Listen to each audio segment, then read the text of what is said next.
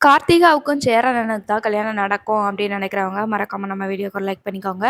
Night வந்துட்டு கார்த்திகா நான் இங்கே தான் இருப்பேன். நான் சேரன் மாமாவ தான் கல்யாணம் பண்ணுவேன் அப்படின்ற மாதிரி சொல்றாங்க.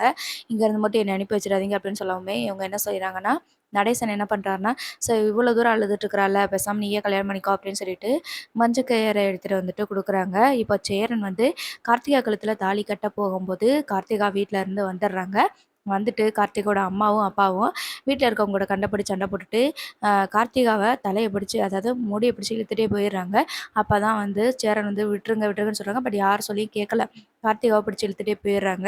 வீட்டுக்கு அங்க போனதுமே எல்லாருக்கு முன்னாடி வச்சுட்டு கார்த்திகாவ அடிச்சுட்டு, "இந்த மாரி வேலையெல்லாம் வச்சுக்க கூடாது. விடிஞ்சா கல்யாணம் அவன் கையில தாலி கட்டுறதுக்கு வந்து நிக்கிற. அதுவும் நடு சாமம் ஏறி போயிட்டு அவன் வீட்ல போய் உட்காந்துட்டு இருக்கிற" அப்படின்ற மாரி சொல்லி அடிக்கிறாங்க. மறுநாள் வந்துட்டு கார்த்திகாவ கல்யாண பொண்ணு மாரி ரெடியாகி நிக்கணும் அப்படின்னு சொல்லிட்டு ரெடி ஆகுறதுக்கு கல்யாண பொண்ணு மாரி ரெடியாகி நிக்க வைக்கிறாங்க. ஸோ அந்த டைம் பார்த்துட்டு தான் நிலா வந்து ஒரு பிளான் பண்றாங்க. இல்ல கார்த்திகா வந்து எவ்வளோ மனசு வேதனையில இருந்தாங்கன்னா, இங்க வந்திருப்பாங்க.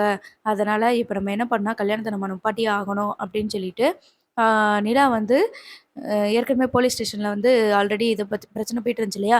அவங்கள்ட்ட ஆல்ரெடி இன்ஃபார்ம் பண்ணிட்டு இவங்க என்ன சொல்றாங்கன்னா, கல்யாணம் நடக்க போம்போது தாலி கட்ட போம்போது கல்யாணத்த வந்து நிறுத்திடுறாங்க.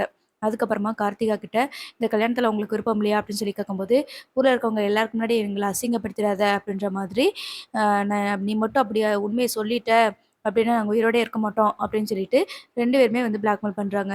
அப்ப நிலா இருந்துட்டு, "தைரியமா சொல்லுங்க." அப்படின்னு சொல்லி கேட்கும்போது, "ஆமா, எனக்கு இந்த கல்யாணத்துல உண்மையிலே இஷ்டமே கிடையாது. நான் சேரன் மாமாவ தான் கல்யாணம் பண்ணுவேன்." அப்படின்ற மாரி சொல்றாங்க. இங்க என்னைய கட்டாயப்படுத்தி தான் கல்யாணம் பண்ணி வைக்கிறாங்க. ஒருவேளை எனக்கு கல்யாணம் பண்ணாலும் சரி, கல்யாணம் பண்றதுக்கு முன்னாடியே நம்ம செத்து போயிரணும் அப்படின்னு சொல்லி தான் நினைச்சு வச்சிருக்கேன். அப்படின்ற மாரி சொல்ல, இப்ப என்ன பண்றாங்க அப்படின்னா, விருப்பமில்லாத கல்யாணம் பண்ணி வைக்கக்கூடாது அப்படின்னு சொல்லிட்டு அந்த கல்யாணத்த வந்து நிறுத்திடுறாங்க.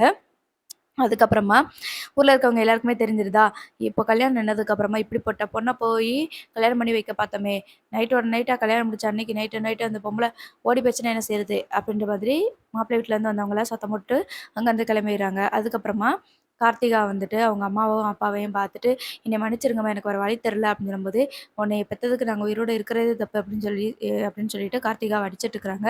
"நான் எத்தன தடவ சொன்னேம்மா எனக்கு சேரன் மாமா தான் வேணும்" அப்படின்னு